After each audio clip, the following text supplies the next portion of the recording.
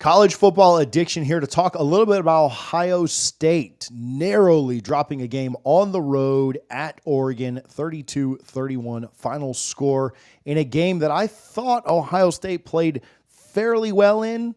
I think that this game came down to whoever had the ball last, and unfortunately, even though Ohio State did have the ball last, they could not find a way to get the win at the end of the day. However, I don't think that this is the end of the road for Ohio State. I'm not super concerned with things for Ohio State. I think they'll be just fine, but we will talk about what's next and what we expect for the Buckeyes going forward.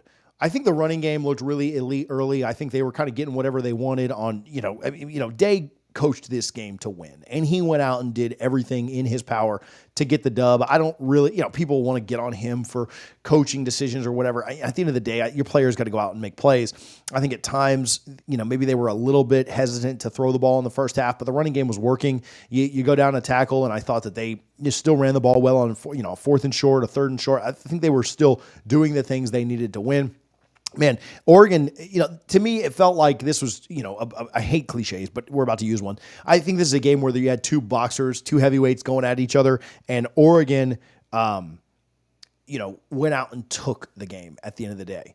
And it looked like, obviously Ohio State had the chance late, kind of inexplicable there at the end, once you get into field goal range to not end up finding a way to get at least an attempt. And then you wonder what's going through Howard's mind. I mean, sliding down there short of the first down and knowing that with 1 second left, you weren't going to be able to do anything. So I don't know, just not great there at the end. But, Howard did look a lot more comfortable in the second quarter. A really great drive to get the lead back, a nice throw for a touchdown. Defensively, I was a little bit let down with how the secondary played. I know that, Oregon has some of the best wide receivers in the country. I mean, Ohio State has some of the best wide receivers in the country. But I really, really did think that Ohio State's defense would be able to hold Oregon down a little bit more than they did. Oregon went out and stole some possessions. I think they stole a possession with the onside kick or the squib or whatever that bounced off the guy. I mean, that's just, for Ohio State, that's unlucky. For Oregon, that's probably making your own luck. And so I think that was really, really well done by Lanning. And again, I think he coached a little more aggressively than Day did. I think, Day has a lot to prove, but Lanning probably had a little bit more to prove. You're playing at home. You have the big losses to Washington last year. You kind of need to show that, no, you can go out and win a big game. And I think that was kind of the question. And I think he coached a little bit more aggressively. Man, the first down. I mean, Henderson at times, you nitpick little things, but it stood out to me watching it live and then on the replay again. Henderson had a first down if he just kind of falls forward, but he kind of side cuts on the last drive of the first half. That ended up being big, because you don't end up scoring there. You have to punt the ball back, and Oregon goes out and does some, nice things to follow it up. But just little awareness things like that. I do think that Jeremiah Smith, two catches on a drive that ends up getting him a touchdown was really, really nice. Howard had a nice play to get him the ball that I thought was, maybe one of Howard's better plays, not only for Ohio State, but just in general. The way he evaded pressure, got outside the pocket, waited on his guy. Jeremiah Smith, unbelievable talent to go out and get that ball there. They get a fourth down stop. It felt like Ohio State's chance to take control. They were up 6 at that point. Long field after the fourth down stop. But literally any score gives them a 2-score lead.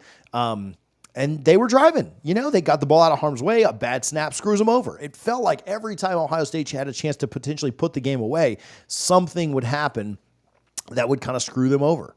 And whether that was coaching, whether that was a bad mistake, whether it was just execution, whatever it ends up being, it very much felt like, man, they had their chances and they just could not get it done. The defense bows up at the end of the game. They force a field goal. In that moment, you felt like, okay, they forced the stop. They got them to settle for a field goal. I thought Oregon was a little bit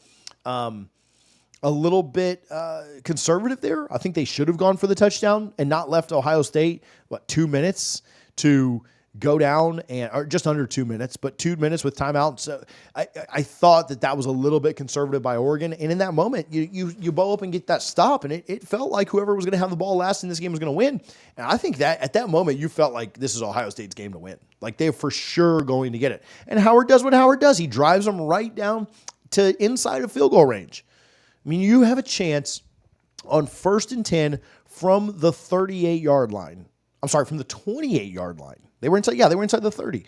1st and 10 from the 28 with 34 seconds to go, and you're just down 1. Like, you got to find a way to win the game at that point. You're on the road. You're the favorite. Everybody's got all the questions about Day, this, that, and the other. You got to find a way to win. And obviously, the offensive pass interference was the difference. As a neutral, as somebody who was leaning Ohio State, was picking Ohio State in this game, somebody who likes Jeremiah Smith a ton, thinks he's the best wide receiver in the country, could probably play in the NFL right now. The offensive pass interference was the difference, and I thought the call was right. You can't push off 8 yards down the field. Buckeye fans certainly not going to love that. Maybe you disagree with me. You can let me know down in the comments. Obviously, that's the difference in the game. You got to back up 15 yards there, and you kind of put your offense in an impossible situation. And true freshmen are going to make true freshman mistakes. Did he need to do that? Could he have just run a little bit better route and come back to the ball and gotten it? Probably. Should Ohio State, have run the ball there? I don't know. The passing game was working. You make a mistake in a critical moment. You still think he's the best receiver in the country. You make a mistake in a critical moment, and it comes back to bite you. You put your defense or you put your offense way behind the sticks. You make it incredibly tough. You make yourself incredibly one-dimensional with so little time left. And to me, that's the difference in the game. If that doesn't happen, even if the pass is incomplete, right? No OPI, but incomplete pass, you're still well within field goal range. You still got a great chance to go kick this thing and get a win. And you don't always want to trust a college kicker. Maybe you like that Day wasn't conservative there and was going out and throwing the ball and doing what was working. But man, you just got to know better than that. And Jeremiah Smith makes a big mistake. He made a lot of big plays though. Had 9 catches, right? Over 100. He was a really good player for you. Critical error in that moment. Howard sliding down with a second left, you got to throw that up, right? You got to just throw that up and give your guys a chance.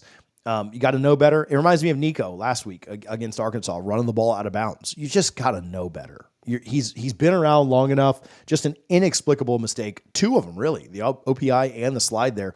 Inexplicable mistake from guys that just have to know better.